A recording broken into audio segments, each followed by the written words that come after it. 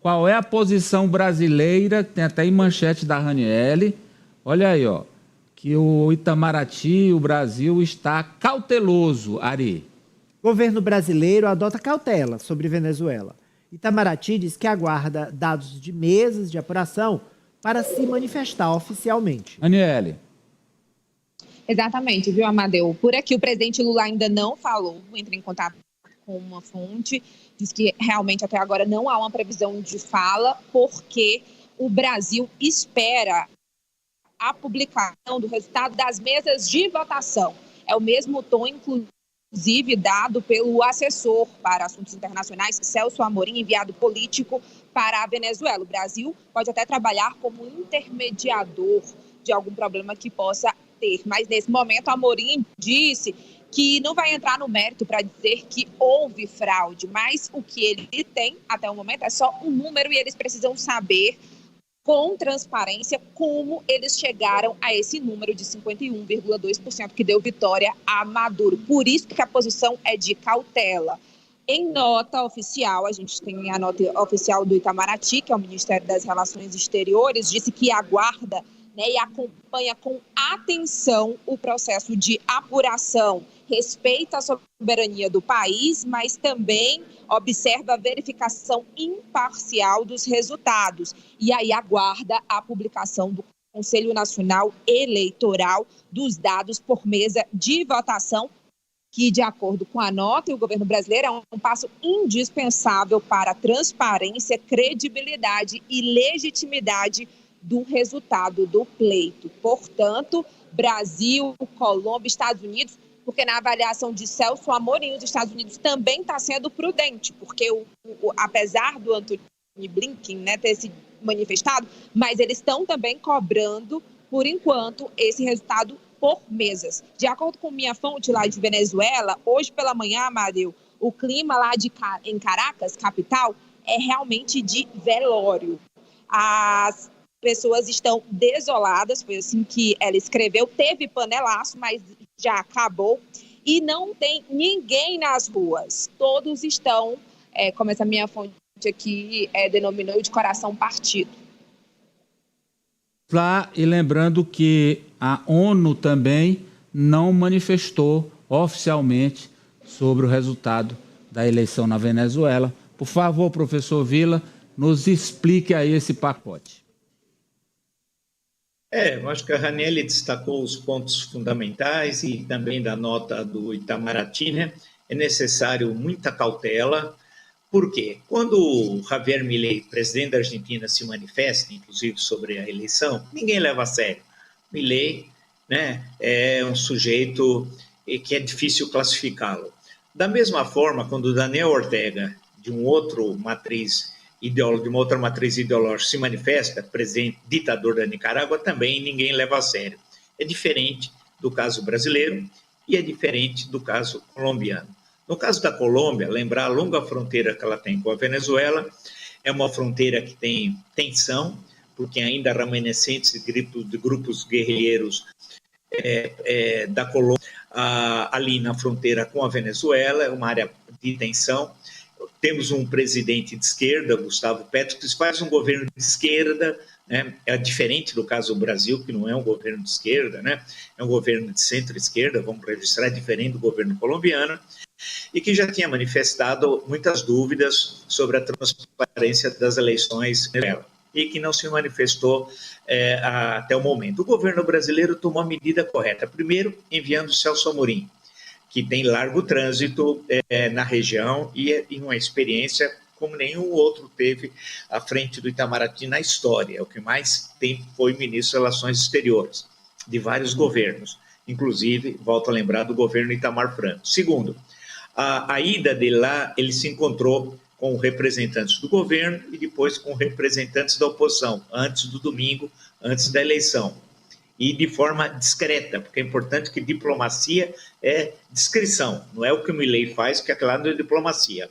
Aquela está no terreno ou da galhofa ou da verdade, a pessoa pode escolher. Não, no caso brasileiro, com cuidado. E por fim, nós já falamos aqui, nós temos 2.000 quilômetros de fronteiras com a Venezuela, e na região amazônica e numa região de tensão territorial, que é o problema de Essequibo. Agora, a tendência é que esse parece ser o dobre de finados, né, da ditadura chavista, agora com Nicolás Maduro, desde 2013. Realmente, o sistema estava fora do ar até agora, até minutos atrás, né? Não há os boletins das regiões com os votos, que é o que o governo brasileiro está aguardando, das várias sessões e de todas as mesas. Chegar a esse número de 51, outras ditaduras por cento chegaram também, para dar ideia de maioria absoluta. Isso, outras ditaduras e na própria América Latina já fizeram isso. Então, a tendência é que teremos um momento de muita violência política na Venezuela. Daí que o governo brasileiro precisa ter muito cuidado, porque a tensão política, infelizmente, tudo indica, no momento da eleição, e muito menos dessa apuração, que tudo indica, seja fajuta, numa linguagem mais direta, é uma apuração fajuta. Teremos consequências políticas muito sérias e a curto prazo. O professor Vila quis dizer assim, o dobrar dos sinos, eu entendo que é o canto dos cisnes. Eu vejo assim, professor, que esse é o último mandato dele, porque também entendo que o passar do tempo consolida. Quanto mais tempo passar e a revolta que estava tendo, panelaço, já esfriou, e o mundo todo, uma parte, quem já era contra fica contra, quem é a favor. Os Estados Unidos estão ali numa posição ainda de olhar, a ONU não está frontalmente contra. Eu acho que esse tempo que passa conta a favor do Maduro, France, para esse talvez último mandato dele. E essa transparência que o Maduro garante na eleição é a mesma transparência, eu comparo com o caso da Coreia do Norte. É até mais crível acreditar que o Kim Jong-un é eleito com mais de 90% dos votos, porque a Coreia do Norte não vivencia durante muitas décadas uma democracia. Então, eles acreditam que realmente o Kim Jong-un é uma espécie de Deus. Não é o caso da Venezuela. Então, é uma eleição totalmente viciada. Só a metodologia de aparecer o nome do Maduro 13 vezes, do seu opositor 3 vezes, já revela a injustiça, inclusive, de instrumentos de competição para essa eleição, mas a pressão da geopolítica, a pressão mundial sobre Nicolás Maduro é cada vez maior. E eu acredito que o Brasil, com essa postura, faz o correto, mas está sendo pressionado, sim, a deslegitimar o que aconteceu na Venezuela, porque está bem claro, Amadeu, que não foi um pleito transparente, não foi um pleito justo e que essa fraude aconteceu. Veja bem aqui o meu ponto, que a fraude aconteceu. Venezuela não é democracia, foi feito um levantamento por agências de comunicação. A televisão, o povo da Venezuela, mais do que o povo brasileiro, se informa diretamente pela televisão. 40% das pessoas lá nem acesso à internet têm. Então, eles se comunicam direto, quer dizer, recebem as informações pela televisão. 80% do tempo é ocupado pelo Maduro. A oposição tem ali 10%, 15%. Então, isso não é democracia. O Maduro impôs que a candidata não disputasse, isso não é democracia. Ele aparece na cédula 13 vezes, o outro aparece 2. Isto definitivamente não é democracia e a eleição é viciada, portanto, é eleição fraudada. Acho que isso não está em discussão.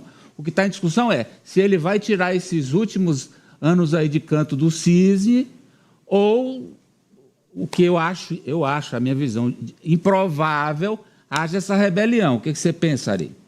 Olha, eu acho que há um risco sério de grandes manifestações violentas nos próximos meses e nos próximos anos na Venezuela. O clima é muito belicoso, essas manifestações vão ser, não tenham dúvida, duramente reprimidas pelo governo do autocrata Nicolás Maduro, e pode haver o banho de sangue que ele tanto propalou se ele perdesse. Eu acho que o banho de sangue ele pode acontecer com a vitória fraudada dele. Há um risco muito grande. Os países, sobretudo aqui da América do Sul, né, sobretudo o Brasil, a Colômbia, que são grandes players da geopolítica aqui do subcontinente, a gente precisa ficar atento a isso, porque o risco de conflitos, de confrontos é muito grande. Eu acho que é justamente esse risco de confronto que dá gás para o Maduro ficar. Mas são pontos de vista.